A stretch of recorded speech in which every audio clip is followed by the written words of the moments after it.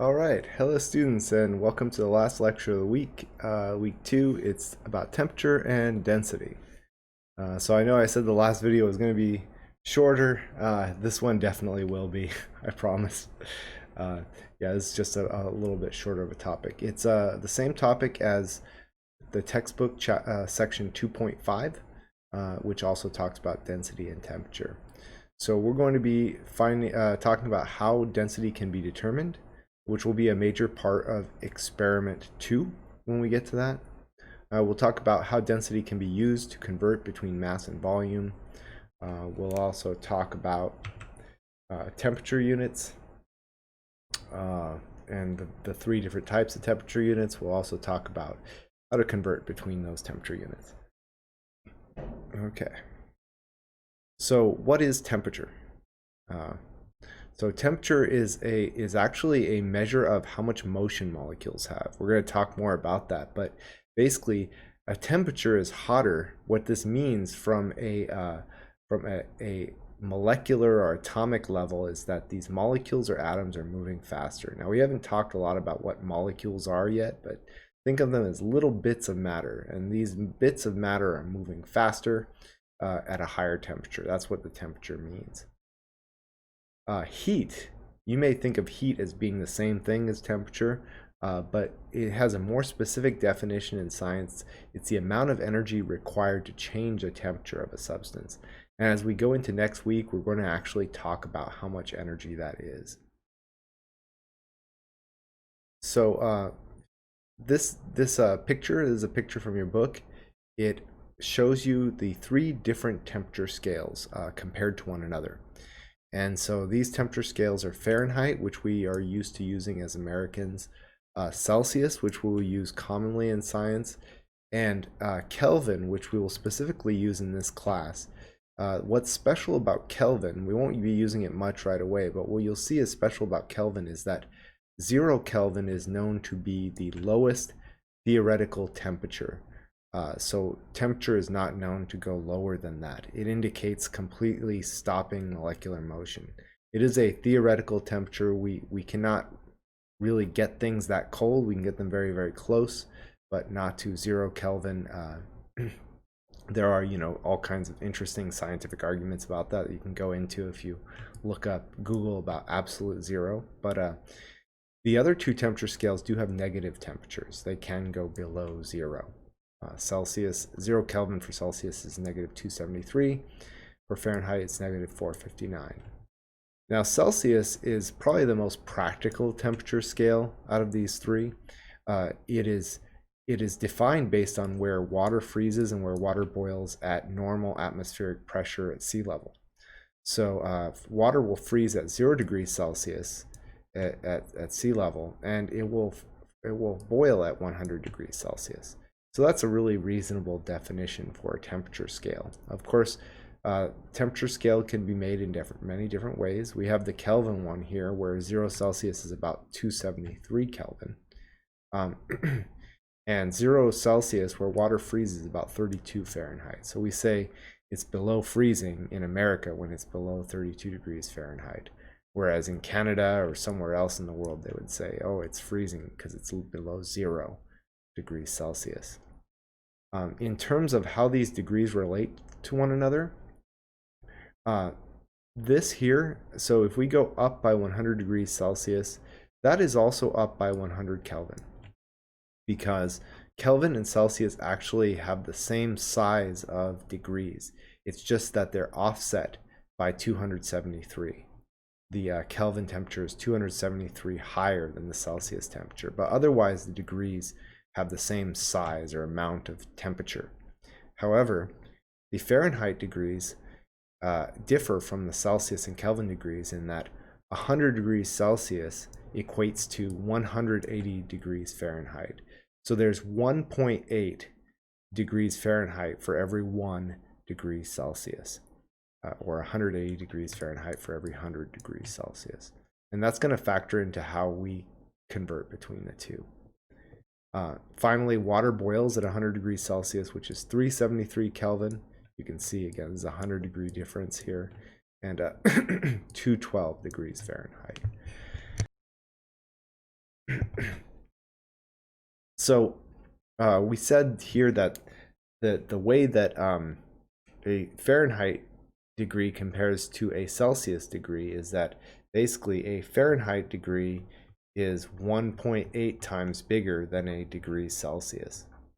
1.8 you can, and this is exact, so you could also say 9/5 of a degree Celsius, but they are offset by 32. So that results in this equation to convert between Fahrenheit and Celsius. A Fahrenheit degree is 1.8 or 9/5 times a degree Celsius plus 32. The plus 32 comes from the difference in 32 degrees Celsius at 0, and the 1.8 comes from the fact, or the 9/5, which is 1.8, comes from the fact that there are 180 Fahrenheit degrees equivalent to 100 Celsius degrees. And if you want to convert between these, you'd have to do a little bit of algebra. And so I'll do that algebra now just to show you once here. If we have degrees Fahrenheit equals 9/5 degrees Celsius plus 32. If we want to solve for Celsius here, we want Celsius, we're going to have to subtract 32. So minus 32 from both sides, minus 32. And so 32 minus 32 is, this goes to 0, and we get degrees Fahrenheit minus 32. Degrees Fahrenheit minus 32 equals 9/5 times degrees Celsius. Okay. And I wrote a little bit bigger than I expected here, but the next thing I would want to do is multiply both sides by 5/9. If I'm doing the algebra here, 5/9. And this would be 5/9 times this entire thing, degrees Fahrenheit minus 32. So on this side, we'd have 5 divided by 5, which is 1, and 9 divided by 9, which is 1. So all we'd have left is the degrees Celsius. And then on this side, we have 5/9 times Fahrenheit minus 32. And that's how we get this formula here. Degrees Celsius equals 5/9 times Fahrenheit minus 32. And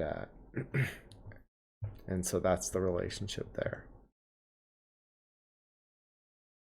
Another way that this could be written is we could divide, this would be the same thing as degrees Fahrenheit minus 32 divide by 1.8.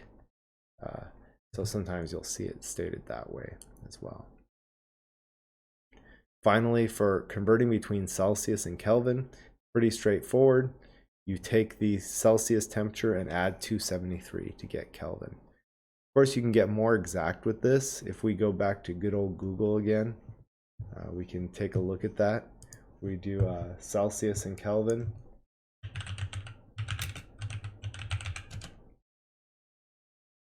We get 273.15. That's even more exact. So this is not an exact value here.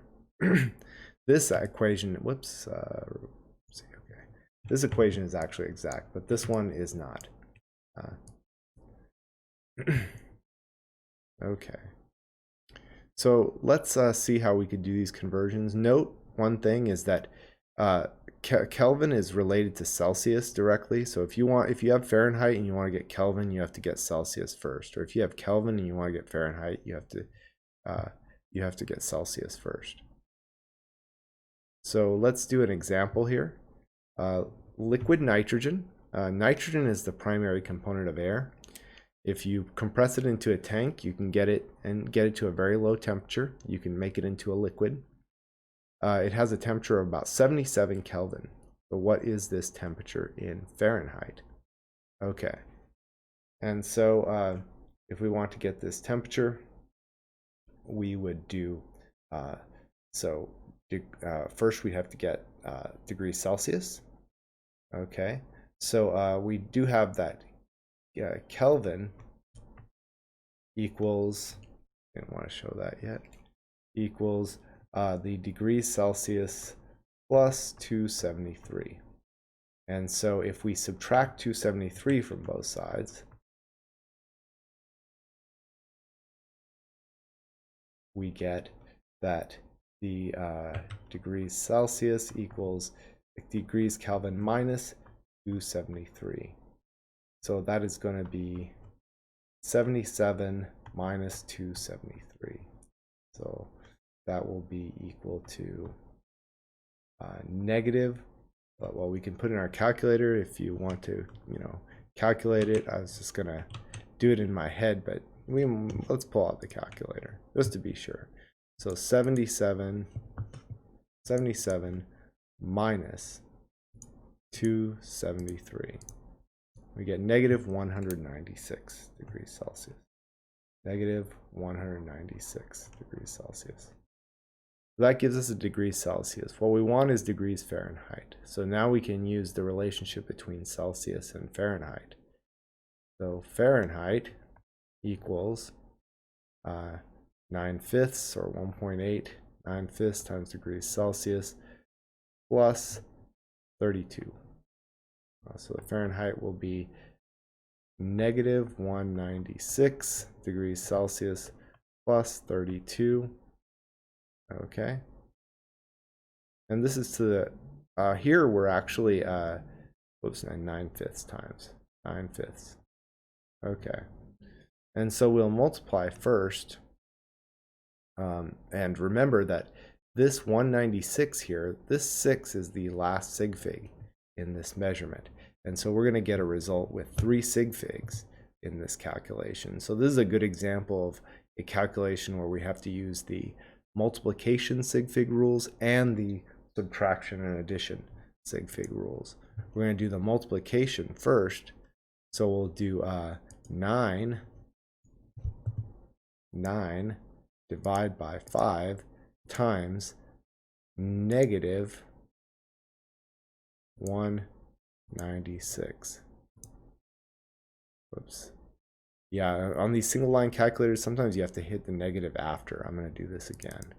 9 divided by 5 times 196 and make it a negative. So we get negative 352.8. This is going to be equals negative 352.8, and the last sig fig is the 2 because there's 3 sig figs, plus 32. This is degrees Fahrenheit. So when we add, we want to look at the place value, and we should line these up like we're in grade school. Negative 352.8 plus 32, and the 32 is exact.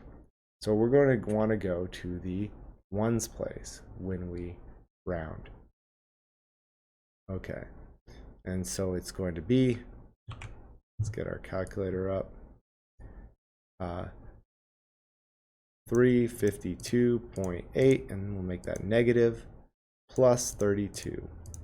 So we'll get negative 321.8, negative 320 rather, 0.8, 20.8. And we need to round this to the ones place because our last sig fig was at the ones place. So this will be negative 321 degrees Fahrenheit. And that is how you do that conversion from Kelvin all the way to Fahrenheit.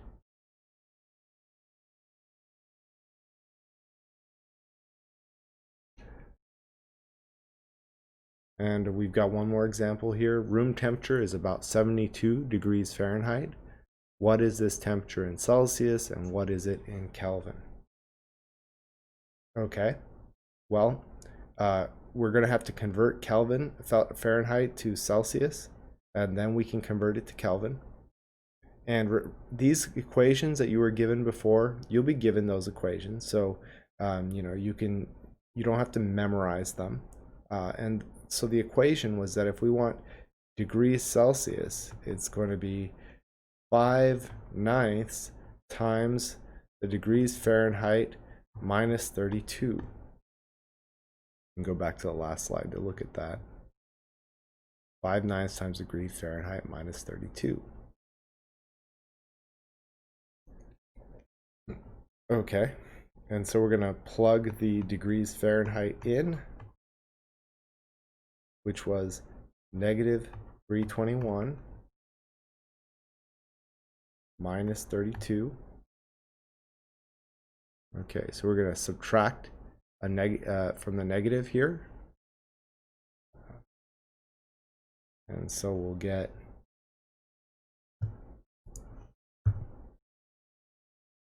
321, it's a negative, minus 32 equals. So we get negative 353. Then we're going to times by 5 and divide by 9. This equals. Whoops, I did the wrong one. Okay, let's go back. I did the last problem's amount. Okay, let's erase this. Whoops. You guys are probably wondering what's going on. Okay, so this degrees Fahrenheit is 72, not negative 321. That was from the last problem. Okay. So degrees Fahrenheit is 72 minus 32. There we go. Okay. So we're going to have 5/9 here times 40. And the 0 is significant because this is at the ones place, this is at the ones place. So after we subtract, our last sig fig is at the ones place. And then we'll do 5/9 times that. So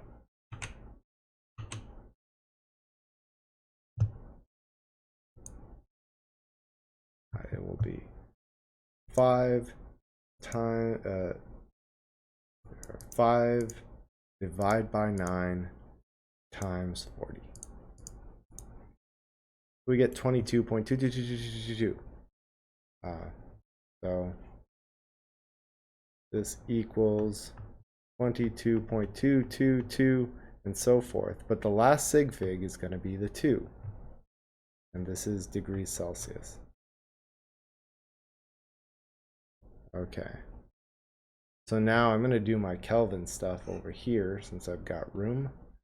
And it's going to be, the Kelvin temperature is the degrees Celsius plus 273. So I'm just going to round this right now. I'm going to say this is 22 degrees Celsius. Okay. That's the last sig fig, this 2. So 22 plus 273. So our Kelvin temperature is going to be 295 Kelvin. So room temperature is about 295 Kelvin. So that's how you do the temperature conversions.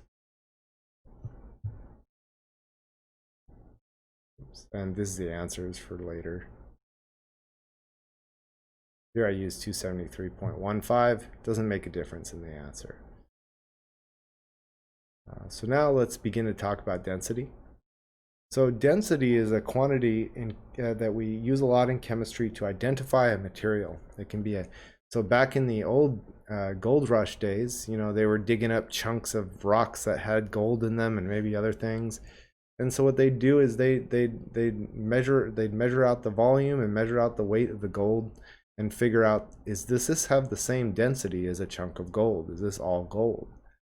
Density is the mass of a sample divided by its volume.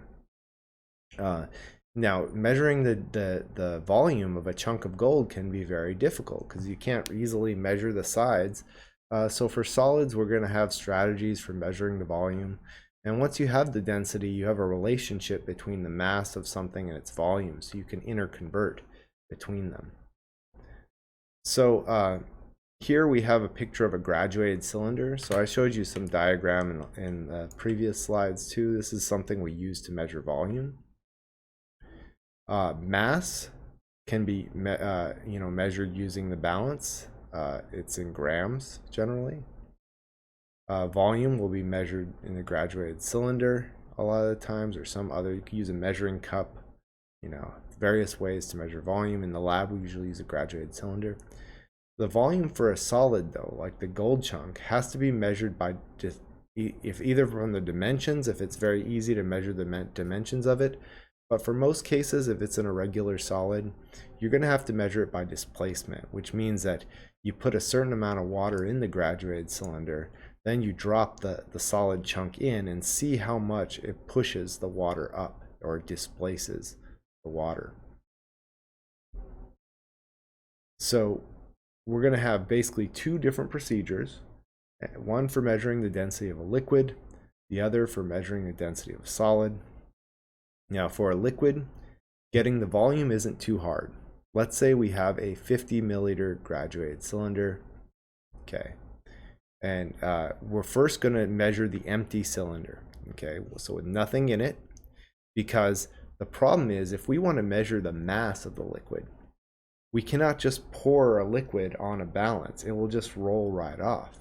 So instead what we do is we get a container like a graduated cylinder and we weigh it empty and see how much that weighs. So let's say a graduated cylinder when it was empty weighed 45.321 grams. Then we put water in it and we fill it up, or whatever liquid we're measuring the density of.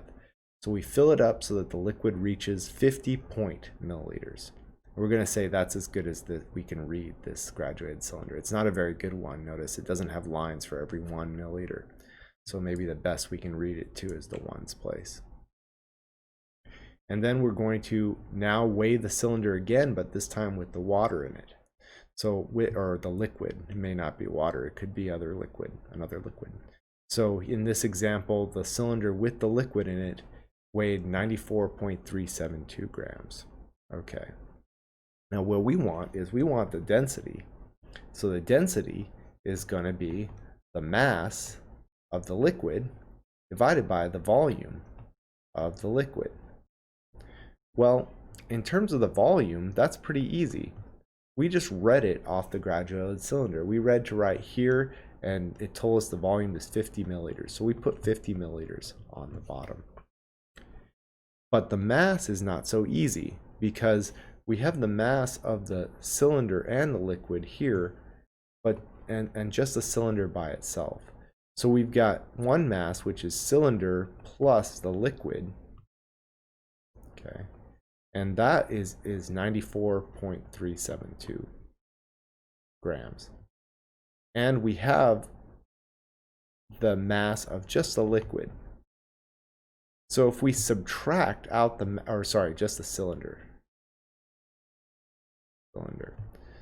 So if we subtract out the mass of the cylinder like this, and that cylinder by itself was 45.321 grams, then all that we're going to have left, if we subtract out the cylinder, is the liquid. So the mass of the liquid will be the difference between these two. So let's take the difference on our calculator. Notice that in terms of sig figs, they're both at the thousandths place, so our answer will be at the thousandths place as well.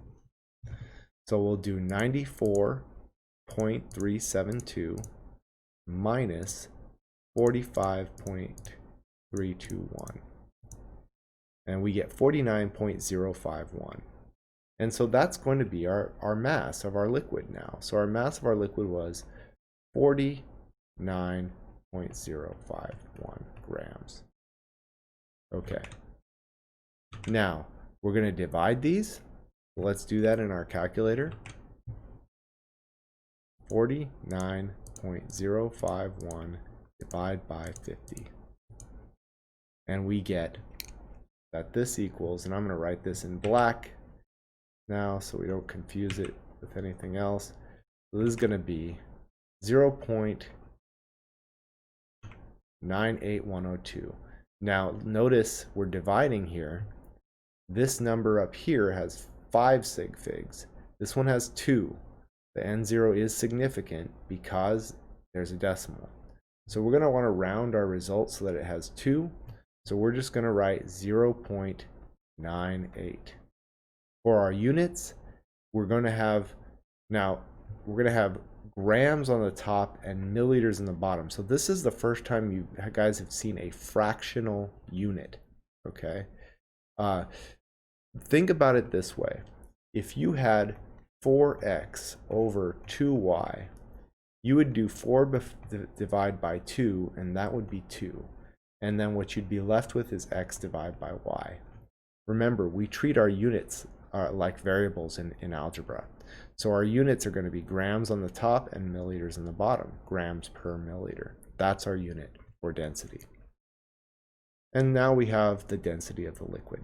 So that's how you determine the density of a liquid. And this is just written up what I did here, same thing that I just showed you. Subtract the mass of the cylinder with the liquid minus the mass of the empty cylinder, you get a mass of 49.051 grams. Read the volume of the liquid from the graduated cylinder, then do mass divide by volume, get 0.98 grams per milliliter. Here's another example. What is the density of a liquid? Again, okay. Here we have, and this is the kind of problem you'll often see and read out. So here, the graduated cylinder by itself weighs 28.503 grams. The cylinder and the liquid together weigh 39.359 grams. So if we want the mass of the liquid, it's going to be 39.359 grams minus 28.503 grams, because this is the cylinder plus the liquid, and this is just the cylinder. So if we cancel out the cylinder, we have just the liquid yet left. So this is the mass of the liquid. And so when we subtract that, we get 39.359 minus 28.503. We get 10.856. And this is the last sig fig here, this is the last sig fig here, so our last sig fig should be right there. Then density is mass over volume. The mass is 10.856 grams. And the volume, we read it off the graduated cylinder. That's the easy part for a liquid. And now we divide 10.856 divide by 10. We get 1.0856 equals 1.0856, and our units are grams divided by milliliters. But we're not done yet. We have to write the right number of sig figs.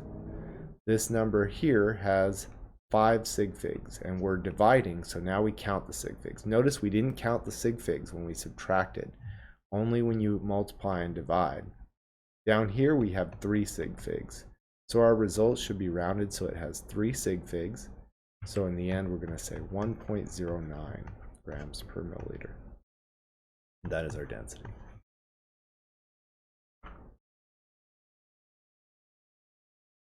Okay. So that's how you figure out the density of a liquid. And here I just typed the same thing over again. Answer. Now for solids, there's 2 possibilities. One, a solid could be in a block like this, and if it's in a block, it's pretty easy to figure out the volume. Remember, we get the volume of a block by doing length times width times height. So if we want the volume of this block, well, first of all, to get the mass, we just take the block, we put it on the balance, we read out the mass. It's a lot easier to get the mass of a solid because you can just put it on the balance, whereas with a liquid you can't. You've got to have it in a container like the graduated cylinder. For the volume, though, it's a lot more difficult for a solid. Since we have the dimensions of these, we could multiply length times width times height. And so that's what we're going to do. 6.8 centimeters times 2.5 centimeters times 3.5 centimeters. We have that. Remember from our lesson 2. Or lecture 2.1, when you multiply like this, you not only multiply the numbers, you also multiply the units. So if we multiply our numbers, we have 3.5 times 2.5 times 6.8. So we get 59.5 or 60 if we round it to 2 sig figs. And our units are centimeters times centimeters times centimeters. So our units are cubic centimeters. Then finally, density. Density is mass over volume. So let's get the density. So we've got the volume. This is the volume right here. We've got the mass. It's right here. So density equals mass over volume. It's going to be 78.347 grams over the volume, 60 cubic centimeters. And that's a volume in cubic centimeters instead of milliliters. We divide that now. 78.347 divide by 60. And you get to 2 sig figs 1.3. I know that's kind of small here. 1.3 is what we get right there. So 1.3, and our units are grams per cubic centimeter. So this is the density right here.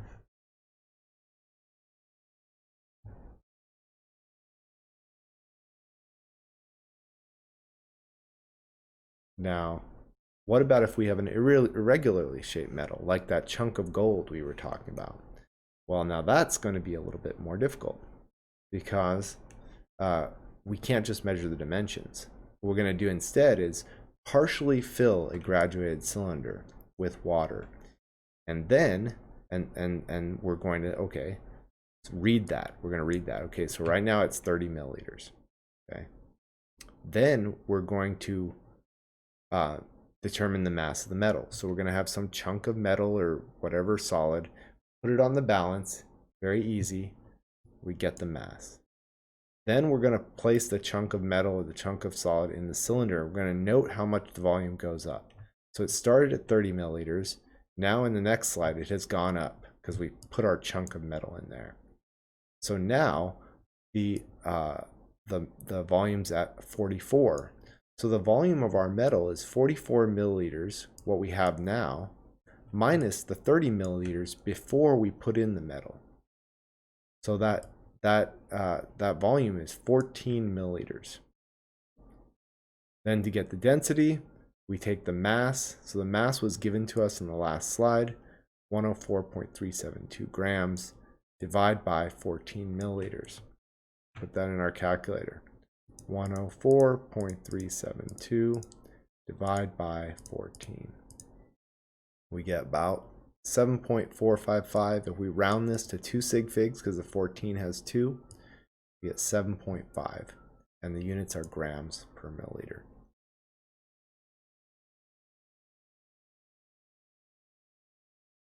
And so the hard part for the liquid was measuring the mass because we couldn't put it directly on the balance. The hard part for the metal is getting the volume. We do it by putting it underneath the liquid and seeing how much the liquid rise. In this case, it rose from 30 milliliters up to 44. And so we got a volume of 14 milliliters. The mass came simply from taking the chunk and putting it on the balance. We got grams divided by milliliters. So the kind of problem you'll see will look like this. A graduated cylinder has 20 milliliters of liquid in it. 41.802 grams of metal is put in the cylinder. That was figured out by weighing it on the balance. And now the cylinder weighs 35 milliliters. What is the density of the metal? So here, in terms of volumes, for the 20 milliliters,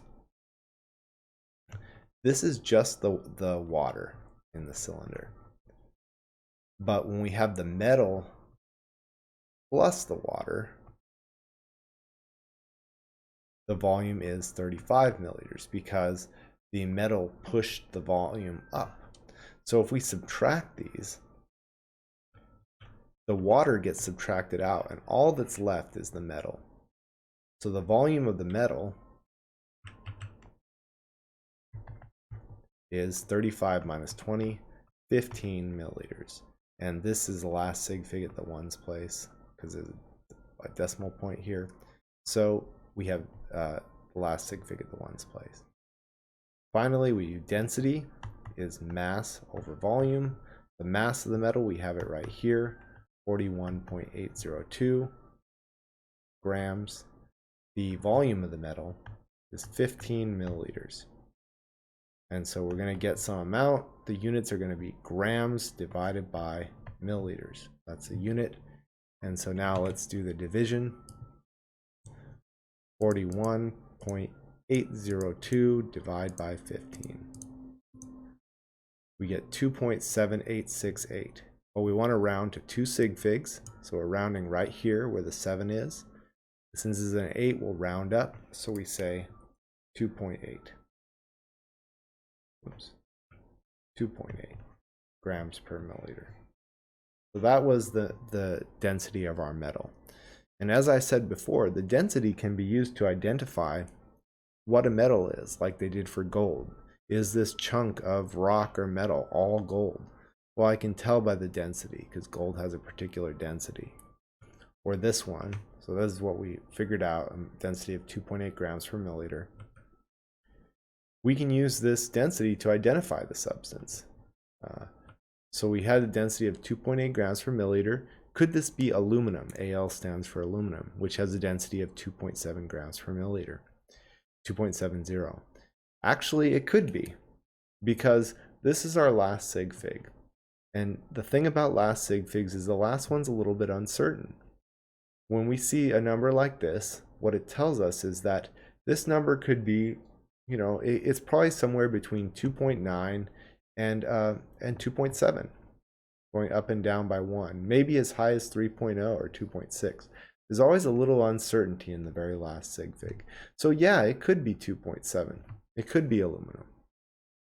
We'd have to measure it a little bit more closely to know for sure. And I say, yeah, that the actual density could vary from 2.6 to 3.0 because we got a little bit of uncertainty in that last digit. We'd have to make a more careful measurement to know for sure if it's aluminum. Finally, what do we use density for? Well, density gives us a relationship between the mass of something and the volume. So if we have the mass and the density, we can get the volume. Or if we have the volume and the density, we can get the mass. So mass equals density times volume. The way we get this equation is like this. Density is mass over volume. If I multiply both sides times volume, then I have volume divided by volume, which cancels, and that's 1. And then I get mass equals density times volume, or volume times density. So that's where this equation comes from. So if you're given the volume and the density, you can figure out the mass. You might have to convert the volume to a different quantity before you can use it, depending. You have to make sure it's consistent with the density. So here's an example. How many grams does 2.5 liters of zinc weigh? Okay, well, the thing is, our density is given in terms of grams per milliliter, but this 2.5 liters is in liters. So as I said here, you might have to convert the units first. 2.5 liters. Okay, 2.5 liters, it's 1 liter. We make sure to put the liters in the bottom so that liters will cancel here. And that is equal to, hopefully you remembered this by now, 1,000 milliliters. And so that's going to give us 2,500 milliliters. Now we can use mass equals density times volume. The mass is going to be equal to, here the volume, I'll say volume times density, density times volume, same thing. It's 2,500 milliliters times 7.13 grams per milliliter. And I want you to notice something. Doesn't this look like a conversion factor to you? It is a conversion factor. And the easiest way, instead of playing around with all this algebra here, is you could just say I can use this density as a conversion factor. If I have 1 milliliter of zinc here, that is 7.13 grams of zinc. And if I have 7.13 grams of zinc, that's a milliliter of zinc. So that's exactly the way a conversion factor works. You have two different ways of saying the same thing. So density is like a conversion factor between mass and volume. Here you'll see that just like when we use conversion factors and do dimensional analysis, the milliliters will cancel. We end up with units of grams, and now we can multiply 2500 times 7.13, and we get 17,825 grams. Okay. So, and then when we write this, so we got 17,825 grams, we have to remind ourselves of sig figs. This 2500, the 5 is the last sig fig. It was right here, 2 sig figs. 7.13, 3 sig figs. So I should write my result with 2 sig figs, and this is a comma, by the way, not a decimal point. So this would be, the right way to write this with 2 sig figs would be 18,000 grams, or 1.8 times 10 to the 4 grams. That's fine too.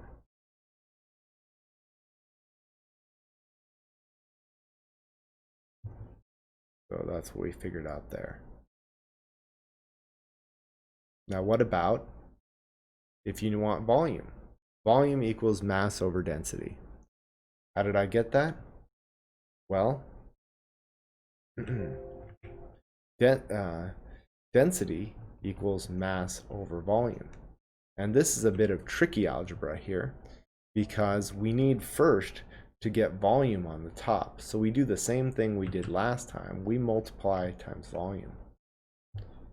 And that will get volume divided by volume. So we get the volume times the density equals the mass. Then what we need to do is divide by the density. Divide by the density. And so you get volume equals mass over density. And that's what you have here. But as I said, that's actually not the most convenient way to use the density. I'll show you the most convenient way.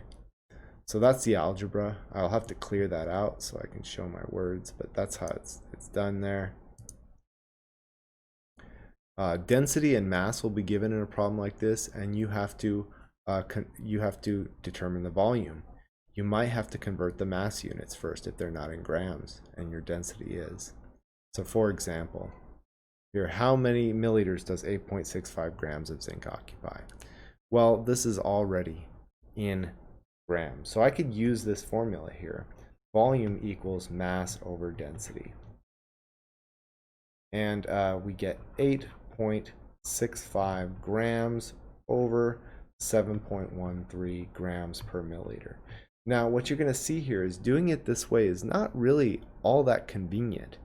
The reason being is because now you have a fraction of units on the bottom, and it's kind of difficult to deal with. But we'll calculate it out anyway. 8.65 divided by 7.13. That's our number. So for our number, we get about 1.21. I'm just going to write 1.21.